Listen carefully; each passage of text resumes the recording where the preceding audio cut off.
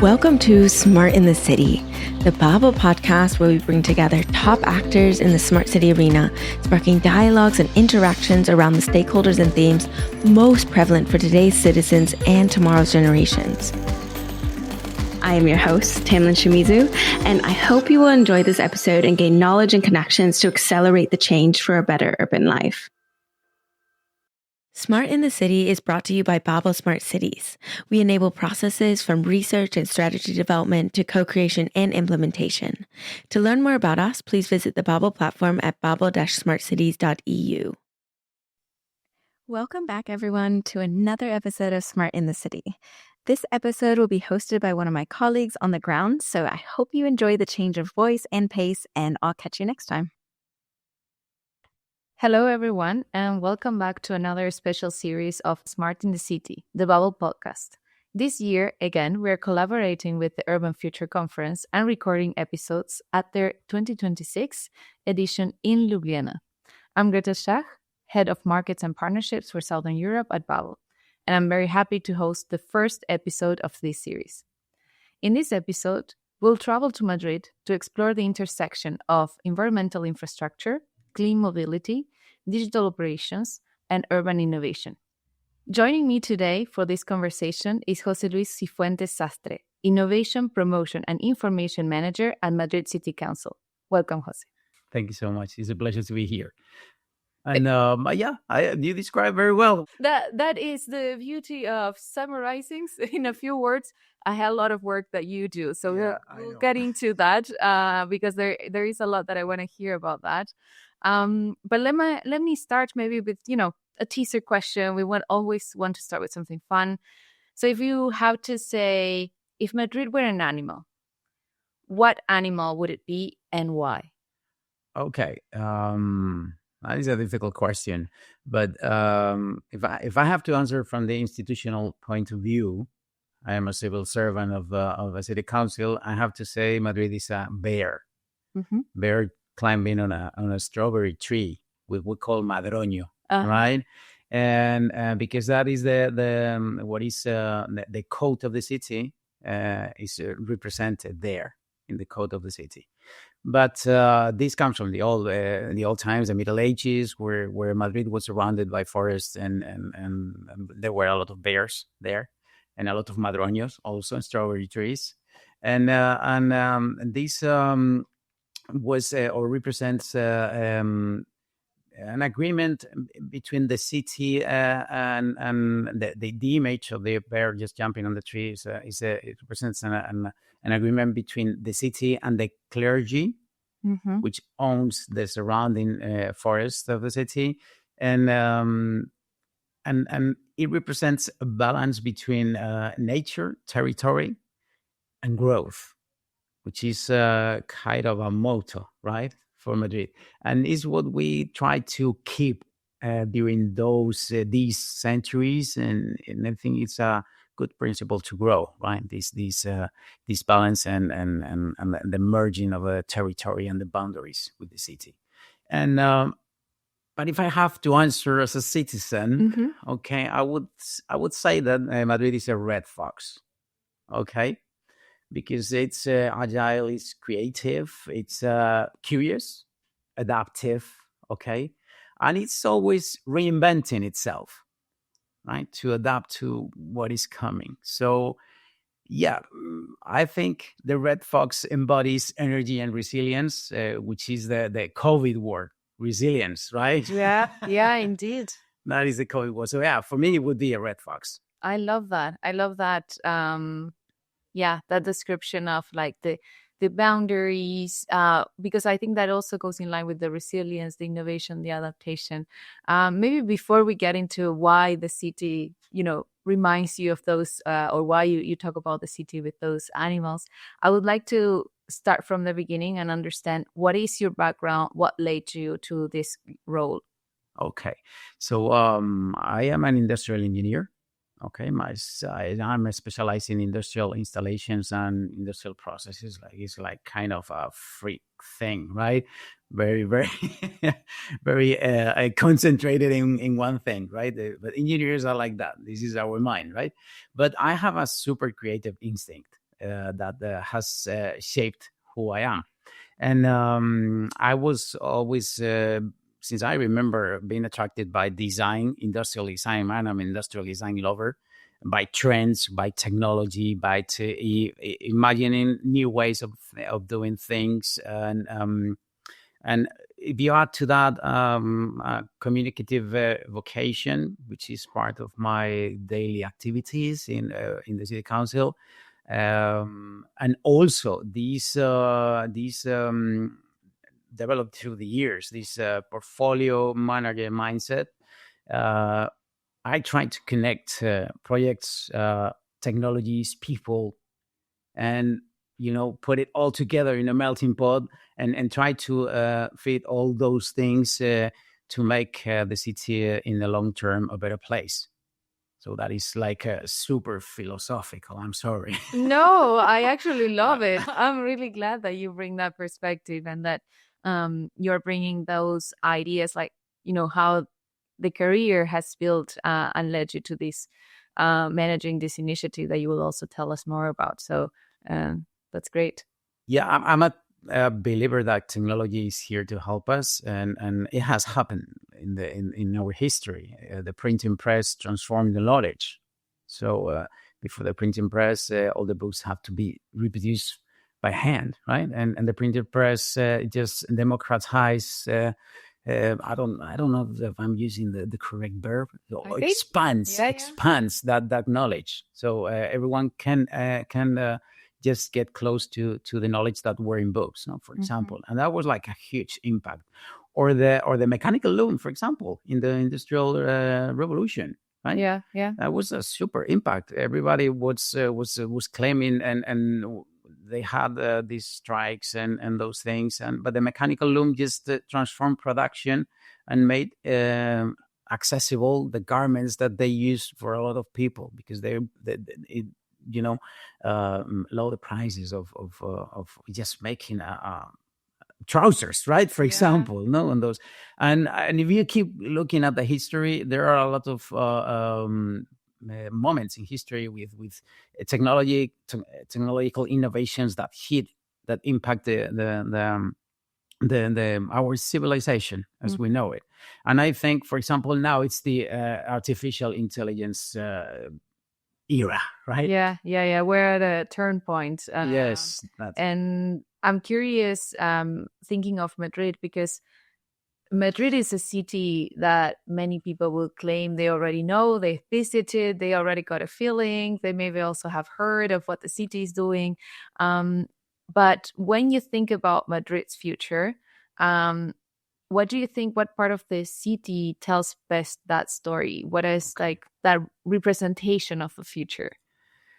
I think Madrid's future is now perfectly visible in the boundaries, in the frontier spaces.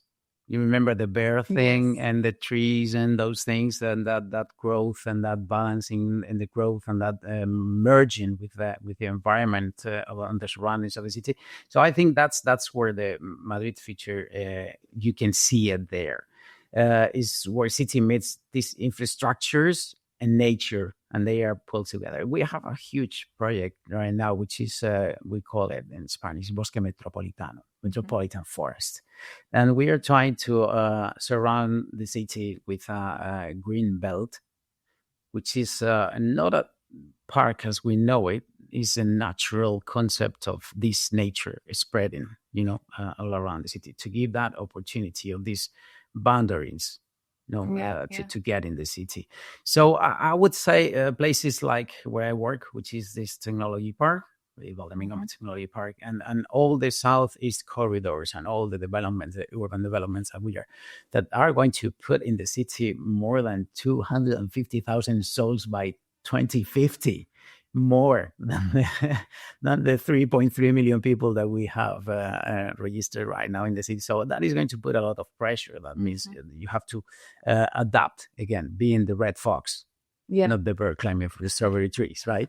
So you have to be adaptive. You have to be to foresee what is going to happen, and you have to use technology for that. And for that, I see the future. Madrid is, as I told you, it's a regenerative, innovative practice. Circular, of course, circular, right? And data driven. That is important because data is giving us the knowledge. We are in an area that we need to transform data into knowledge. That is key. Data, I mean, to have data is okay, but if you don't do anything with it, it's just data. So it is important to transform data into knowledge. For that, the artificial intelligence can help us. I mean, I think that's a key step that we have to take, and for that we can be proactive, not reactive. So that is part of if you're if you have the possibility to attend my presentation in like some hours, in 2-3 hours, I will be presenting these how we can mold this into something real. Yeah. And I think that it definitely speaks of the capacity that we have these days with technology, and how do we use it for this adaptive capacity, and for the resilience ultimately of the cities. One more thing, maybe for background, for people who are not familiar with it, what would you say it's the role of Valdemín Gómez in Madrid today? Like, what is it playing as a role? Okay, yeah. I mean, it's key, right? The technology park is a metabolic engine that transforms waste into biofuels, energy, materials, and data again, right? And it is essential to keep the city clean, functional, and sustainable 24/7, right? So the complex is an huge industrial complex. And I'm trying to transform that into the concept of, or when we talk about the Valdemín Gómez and the complex, to talk about a factory, okay? Because all these things that I have described, in which we transform the city. I mean, the city has a huge waste management system, a comprehensive waste management system. So we collect the waste 24/7. Citizens are enforced by a municipal law to separate the waste in 5 fractions, apart from special waste, that we have these recycling collection points open for them 27 days per week. So we collect this waste separately, and we move it with we have more than 270,000 bins in the city. Okay, and that's a lot to manage. That's a lot to manage, and they are all tagged, geolocalized, and I mean, it's a huge logistics system. And we use a 650 truck fleet moved by natural gas. And we also trying to use hybridation in the engines to see how can we diminish the impact into the atmosphere of such a huge fleet moving in the city 24/7. And this fleet moves, comes and go directly from the city, because we don't have transfer stations, and they get directly to the technology park, where we have 8 installations, 8 facilities, huge facilities that do this metabolism with the waste, right? So I mean, it's like everything you can imagine, we do it there. Okay. So we transform this waste in what I told you into energy, and for that I'll be explaining in my presentation. Sorry for being this marketing moment, my minute, okay? So I'll be explaining how we turn these into circular projects of local consumption, which is I think it's very important, because we are like crazy for turning circular, okay? And the thing is that if we turn circular, for example, with materials, which has been in our system at the bottom, right, at the basement, and material recycling is there, okay. It has made us being circular for the past decades, but we have to look forward, right? And in this looking forward, innovation is a key role, has a key role. Is key for us. And in this innovation, we are just pointing and looking to this biorefinery concept, municipal biorefinery concept, with this biochemical and chemical recycling, looking for building blocks for different industries. So we are not looking, okay, material recycling is okay, but it's there. But then we have to look forward, trying to find these molecules. So we are not looking for materials now. We are looking for molecules like ectoine, for example, that is very appreciated for the cosmetic industries. And this comes from the organics, from the organic waste. Wow. Yeah. That we use certain bacteria to obtain it. Or we can use PHAs, which is the base to produce bioplastics that can degrade easily into the environment, so no harm is done. Or we can just look at keratin or chitosan, which is also very appreciated in the cosmetic industry. These nail polishers that you women or some men also use, okay, has this molecule, right? We also use it to harden the plastics. Right. So, I mean, this view, right? This view that innovation and technology is there. And I'm giving you examples of what the concept of sandbox, how we perceive the concept of sandbox and the concept of innovation and these pilot projects. Yeah, and I'm glad you bring up that, because these projects, they're opening a new value chain. So you're just talking about these resources, how they could be useful for different industries. So how does this redefine the role of the city? Like, what role does the city want to play in this context? Because your role is, okay, we treat the waste, we make sure that nothing goes to waste as such, that we can reuse these resources. But then what's next? Like, as a city, like, what's your role in this new value chain with these new resources, for instance? Okay. Yeah, that's kind of interesting because, I mean, cities have been very focused in the past decades just serving the citizens, which is okay, right? As I'm a civil servant, I've worked for the public administration, and my duty, my role is to serve, right? It's in the core of my activities, right, or my philosophy as a civil servant. And but the markets and the world is changing so quickly, right? And with this change, it's difficult to adapt. So what we have had in mind, like 20 years ago, as I told you before, this mechanical recycling. Okay, this mechanical recycling is what makes us being circular. Is what this concept of circularity of circular economy is materialized with this material recycling. But I think we just reached the limit, and the limit is there because the markets put the limit. Okay, because I am extracting materials, physical materials that are devoted to a secondary raw material market. Okay, but this secondary raw material market is affected by oil prices, for example, right? Yeah. And if the oil price goes up, my material is worth nothing, right? But we no longer have the control there. The markets have the control, and seeing that, I mean, looking at that is okay. We have to keep going in this material recycling, but to gain control of that situation, we have to look to another place. We have to look to industries. What is industries need, and as I told you, we are trying to transform because we are just looking in the long term. What is going to be in the next 15 years? What will we be doing with waste in the next 50 years? Will it be the same? Will be producing energy in the waste energy plants? Will we be producing biofuels? I mean, that's business as usual. There's nothing new, nothing disrupting, nothing that is a game changer.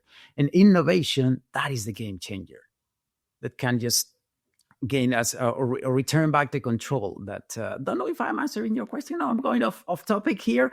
I think you are answering. I mean, I think there is no straight answer to it, and I think part of the process in the innovation process is to figure out that role for cities. Like, do you own the whole process? I mean, you are already surfacing that you need to collaborate with the industry. Like, who is interested in this raw material? How do you keep the value of what you're bringing, right? So if you're working on extracting these resources or generating that from waste, how do you make sure that that's placed somewhere as well? Yeah, that's key. That's key because this collaboration, this what we call it is a private public partnership, the PPs, um, is also one of the basement columns of all these things. I mean, we can do our thing as public services, but the industry, again, the markets are just leading the way, and we are not that fast. We don't have that power, right, to transform things. So we have to bring them here and say, okay, let's go and cooperate and collaborate to try to solve this. And in this collaboration, the public administration should show a clear governance there, should be transparent. This dissemination idea of European projects is it's excellent, because you're using the public money, which is, we cannot forget that this is public money. We pay this with taxes, and we have to be transparent there. So if I'm using these or that to explore, to scout some technologies, I have to give back. What is it? Because not every innovation path that we start ends up well. I mean, that's innovation, guys. Indeed. You try and you may fail. Yes, and you may fail 80% of the times, but the thing is that what you learn from that, which is the important thing. So, I mean, my opinion is that you learn more from failure than from success, right? So probably those projects that were not as successful, that had not a successful ending, probably taught us more than we thought, right? So bringing this back, also the public services need to give an operational safety network. And that is what my colleagues in the digital office of the city council, the innovation part, also the city council, are doing. For example, we are having this municipal new law. We call them municipal ordinances, right? I don't know if that makes sense in the Anglo-Saxon world, but it is a local regulation. Yes, local regulations, and it's written by the city council. And in this new regulation, we are opening Madrid to be a huge sandbox. Okay, in this game, Valdemingomed, it has been already a huge sandbox, right? Because we have been testing this for the past decades. We are running continuously innovation things, and I have to say one thing: innovate or have these is not a collection of gadgets, right? Or sensors or data, right? I mean, that's part of a process. You have to keep in mind what are your purpose and what is your objective, and for that, I repeat, the clear governance, the transparency, and to give this network is what we can do from the public administrations to ease the way of these companies and merge together. Oh, we had a super interesting project. I don't know if we have time, right? We do. Tell me all about it. Okay, so we have these we call it public information tender process. So we just give the market a challenge. Okay, I need to solve this, and you guys, you're going to give me ideas. This is all regulated by the laws we have, contractual laws that we have in Spain, right? So everything is public, and apart from the technologies and the solutions these companies or consortiums would give us, because that's in the private sphere of their knowledge, right? But we went public with all these. We had these it was like 17 consortiums just giving ideas, because we wanted to solve one thing. We call them, we have a landfill, a big landfill in Madrid. And we are super concerned about the landfills. I mean, in the waste management hierarchy, the landfilling is the last thing you have to do, right? And I mean, if I would have the magic Harry Potter's magic wand, I would just wipe out the landfill we have, believe me, because it's a pain in the neck. Yeah. Okay. So and the waste that actually needs to yes. or ends up there. Yeah, I mean, it's a controlled landfill. It's nothing that we would have in mind, right? But even that is to have a landfill is like, just imagine a mountain of 87 hectares and like a huge animal breathing, changing, moving, and you have to be controlling it and have a surveillance all the time, 24/7. I mean, that's crazy.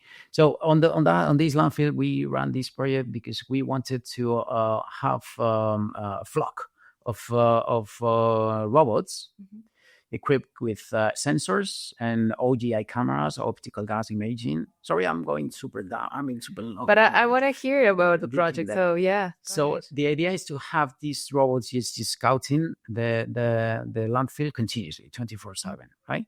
Looking for leakages, leaks. Sorry, no leakages, leaks. Because the ceiling caps of the landfill, as they move, they break.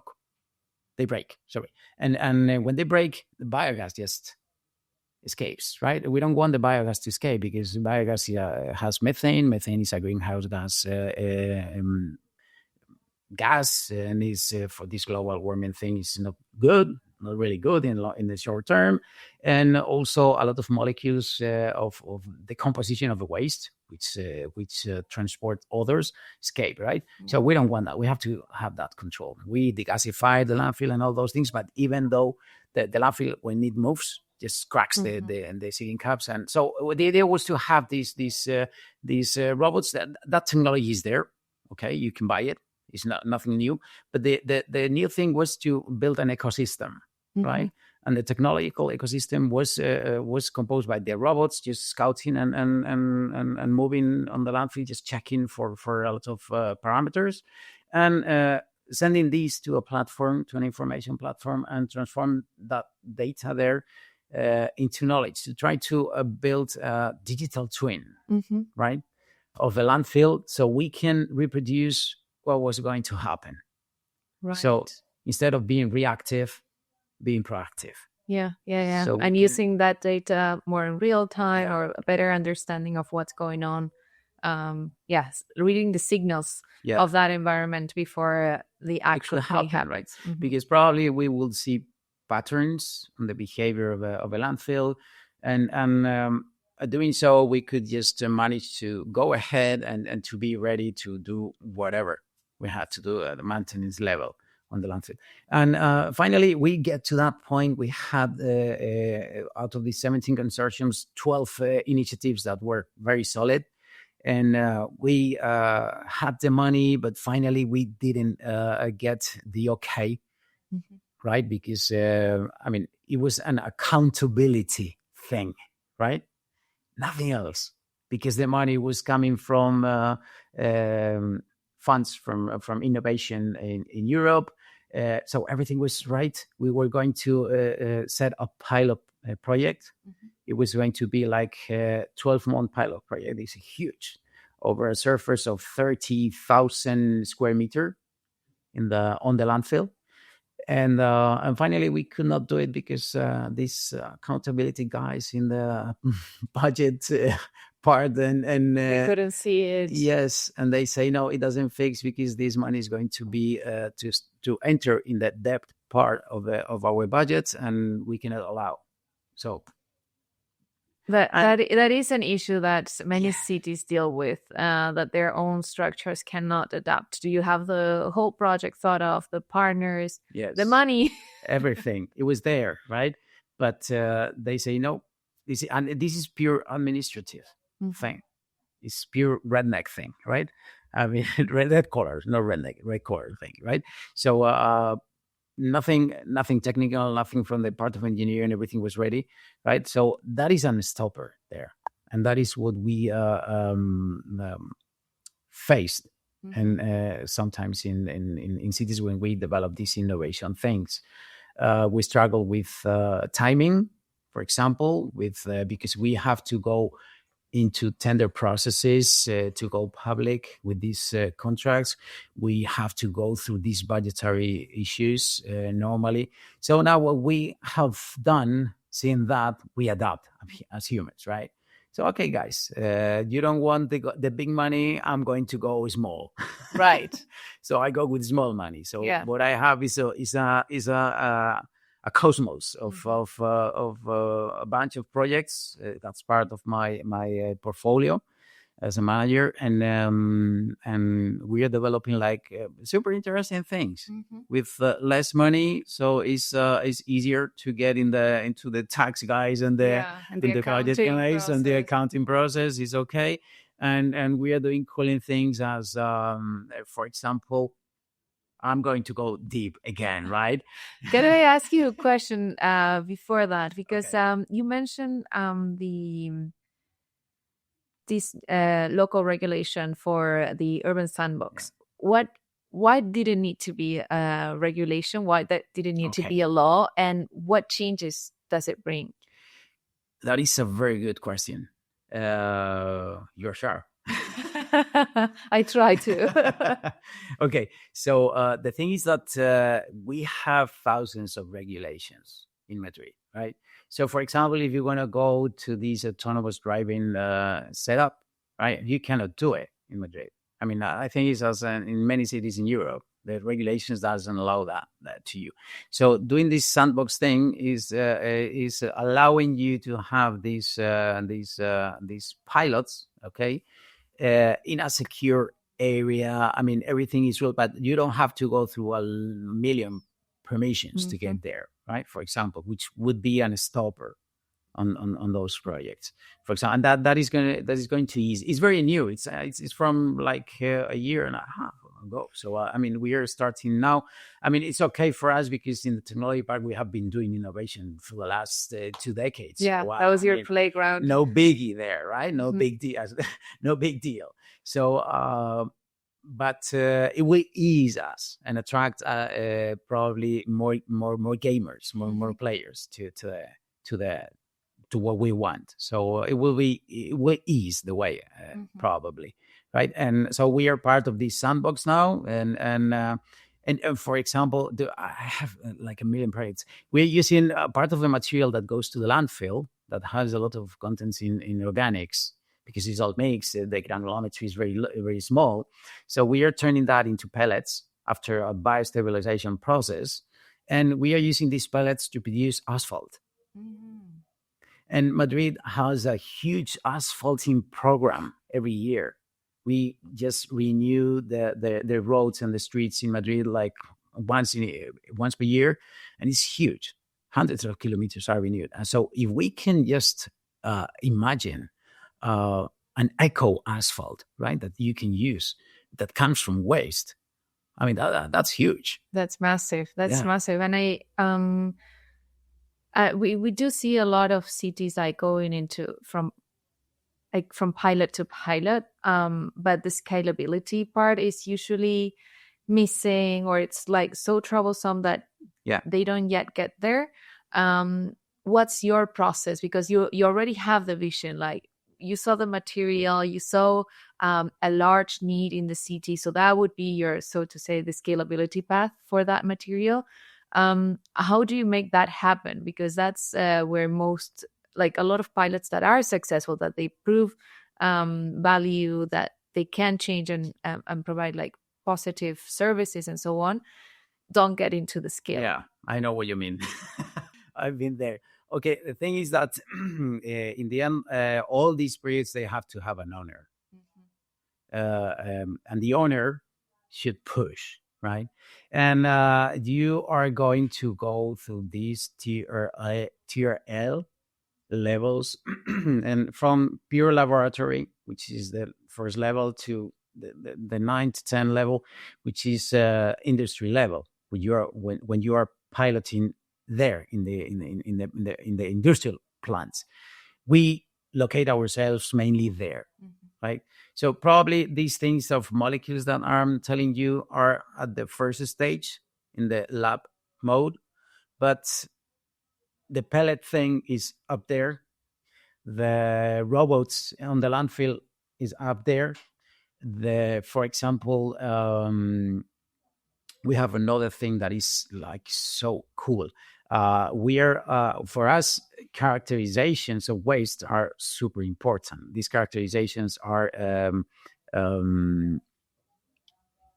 composition analytics of a waste. So we need to know what's in the waste. Okay. And knowing that, we know the behavior of the citizens. Okay. We know how to design our processes to adapt to this material, which for us is a raw material. Okay.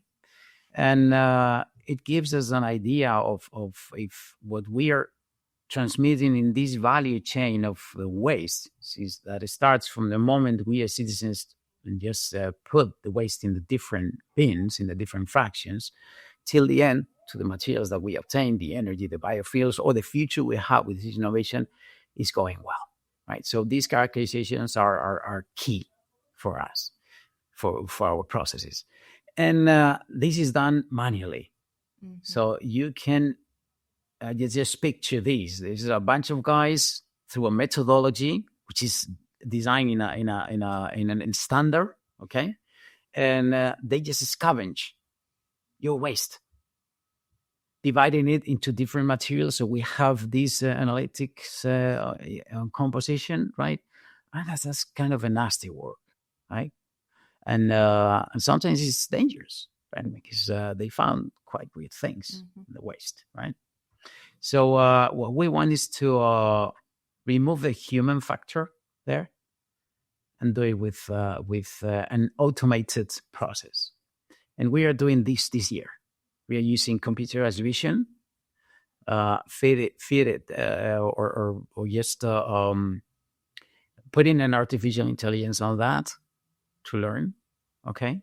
And using this computerized vision process, we are going to try to remove the humans from that process. If we succeed, the humans are not going to be anymore there. And this is going to happen this year after the summer. And this is maybe we don't succeed, right? Or we don't succeed in every fraction, but it's okay. In the fractions that we succeed, we are going to adopt that. An example of adoption is, I told you, I was talking about OGI cameras, the optical gas imaging, which is, they are used in the oil and gas industry. It's quite common. But we did, in 2017, we did an innovation project of saying, okay, we have this idea, okay, of taking these OGI cameras that we know they work with some limits, because the focal deepness is a limit, the contrast of the background is a limit. So how can we just jump that? Can we post-process those images to solve those problems? Yeah, we can. Let's do it. Okay, but let's go farther there. And why don't we mount these on drones? And we move those drones on the installations that we have. We have a 280-hectare complex. It's huge, right? And so let's do it. Let's do it. And we ran this project through 3 months. We were piloting 3 months. And we ended up knowing that the technology on drones was not very successful due to speed, height, flight height, right? And several other things, because the cameras didn't see, right? So you have to stop the camera to see. But we discovered that putting those cameras with teams, walking installations worked. So what we did next was to acquire that in our environmental controls. And now we do it on a daily basis, right? Right. So that is a successful implementation of a piloting. Right? And that was actually a rapid piloting. Like it was not a year of piloting. That was 3 months. Yes, it was only 3 months, and it was like 60,000 euros. So it was kind of cheap to the return we're having with that technology, and knowing that we didn't succeed with the drones, we are testing this year also another loop on that concept, because for us the drones give us speed. Okay, the teams walking the installations, they don't give us speed. of knowing what is happening, right? So we have pictures every 15 days, right? But the drone in 2-3 days can just Monitors fly, everything. monitors everything, right? So we are having this new idea and the technology comes to help us right now. So we are mounting multi gas sensors in these drones, and we are going to try to do the same thing. Just putting together the OGIs on ground, and the drones flying with these multi-gas sensors, for example. And this is going to happen this year too. Yeah. And I also hear from you that there are some projects that you initiate, but there is a lot that you also work with other partners. So you work with companies, universities. So what gives you that certainty, that confidence that collaboration will actually work? Many cities do struggle with building those partnerships and those relationships with organizations that will support them in projects. So how do you make it work? What gives you that hint this is going to work out? Okay, that's also really interesting. The thing is that we run all these transparently, right? That is the key thing. And the players that come to us, I mean, we are going to provoke them, right? I don't know if that's a correct word to use, but the idea is to I'm gonna pinch you, right? So I'm offering you this. And we have this money. I want to do this. Will you come here? And but you have to know that if you come, we have to go public with the results. We have to do this dissemination because this is public money. This is no, copyright or copyleft or whatever you're going to imagine, right? Or no, this is because the idea is that we use this. So this example is what we have in the European projects. All these molecules that I've been talking before with you come from these European projects, right? And it's very important that everybody knows that we have those opportunities. And we did this testing, this researching, this, whatever, and we obtained this. And maybe the next step, you take this for you and you develop. And we have an example here, which is another project that we are developing with the European Space Agency to control the landfills. So we are using satellites, 400 kilometers, right? 1.5 seconds. They take a picture and they have a picture of a huge area. So that's cool for us because you have instantly information, right? But they are not accurate, not precise. So we say, okay, idea. Why don't we low down a little bit? Why don't we mount these chromatographers that you use in the satellites and put them into airplanes? Okay, let's go. And we did it. We say, okay, now we are obtaining things. And now we can be more precise. But the highest precision, we have it on ground. So the satellites, 1.5 seconds. The airplanes, 1 day, more or less, just flying by, okay, or over a spot. And my guys on the ground, 15 days. You see? Difference. Super accurate. Not more than 3% error in my measures on the ground. 20 to 30% on the airplanes, 40 to 60% on the satellites. And we say, all right, let's put all this together. And we have a consortium of a lot of people that I cannot say because the project is ongoing right now. And we are trying to develop this. How accurate can we be, and how can we correct these algorithms of these demos they run on the satellites and then airplanes, and correcting that, we will be able probably to spread that. This is public money because it's the European Space Agency, right? And how we collaborate there. There are private companies, universities there, right?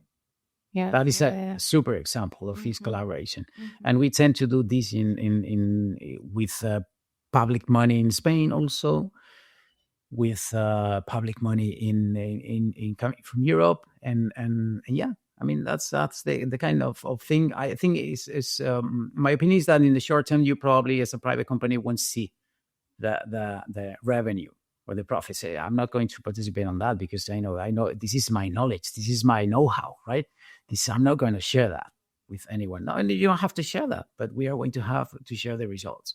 Okay, so another guy will come, or you will come in the next year. So okay, let's take this again, because now we have this technology, and we just go jumping bit by bit. So in the long term, everybody wins, and you have to have that vision. If you don't have that vision, if you are working in the short term, you are not my player, right?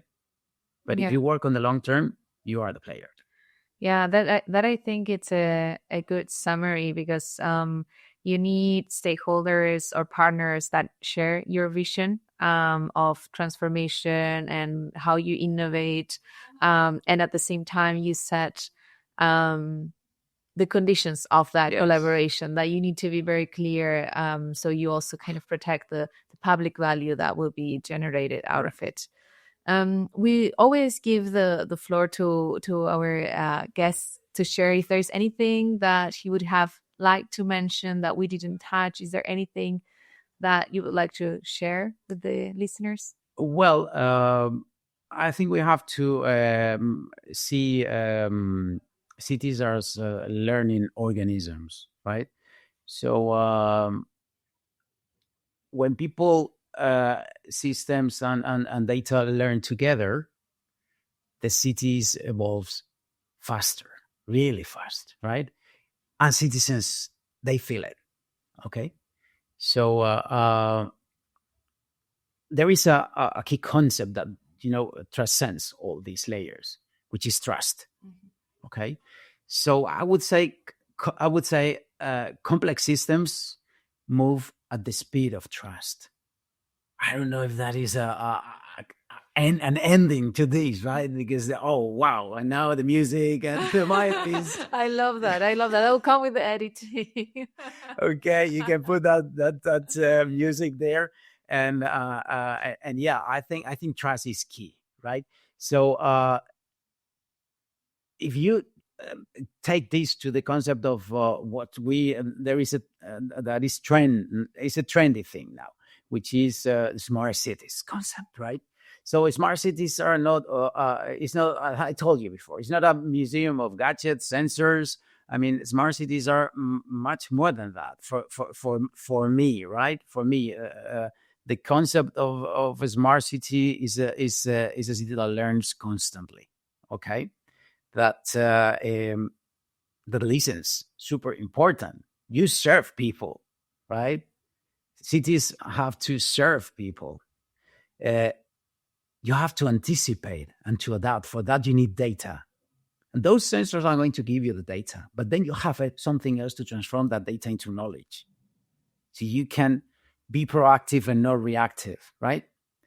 And I think, right?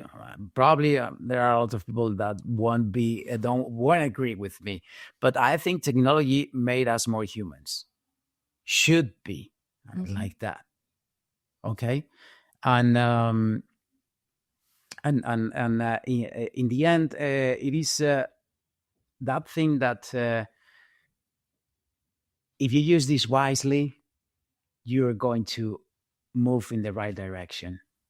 And guys, yeah, I mean, waste is not apparently nice, but it's super fun, right?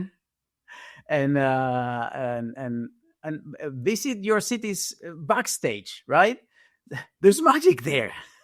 I love that. And you actually just went straight into this question that we ask everybody, what's a smart city? And I think it came very clearly on the cities that become more human.